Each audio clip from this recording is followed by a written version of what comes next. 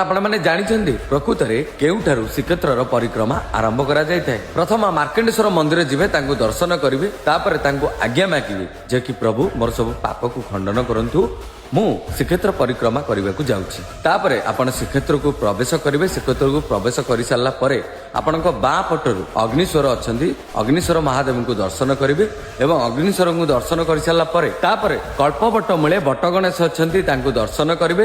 ତାପରେ ବାଟ ମଙ୍ଗଳା ଅଛନ୍ତି, ବାଟ ମଙ୍ଗଳାକୁ ଦର୍ଶନ କରିବେ। ତାପରେ କ୍ଷେତ୍ରଶ୍ୱର ବା ଅଧିପତି ଭାବରେ ସେ ପୂଜା ପାଉଛନ୍ତି, ଅଧିପତିଙ୍କୁ ଆଜ୍ଞା ମାଗିବେ। ତାପରେ ବିମଳା ମନ୍ଦିରକୁ ଯିବେ। ବିମଳା ମନ୍ଦିରକୁ ଯାଇ ଦର୍ଶନ କରିସାରିଲା ପରେ ଲକ୍ଷ୍ମୀ ମାଙ୍କ ମନ୍ଦିରକୁ ଯିବେ। ଲକ୍ଷ୍ମୀ ମନ୍ଦିରକୁ ଦର୍ଶନ କରିସାରିଲା ପରେ ତାପରେ ଇଶାରେଶ୍ୱର ମନ୍ଦିରକୁ ଯିବେ। ଇଶାରେଶ୍ୱରଙ୍କୁ ଦର୍ଶନ କରିସାରିଲା ପରେ ପାତାଳେଶ୍ୱରକୁ ଯିବେ।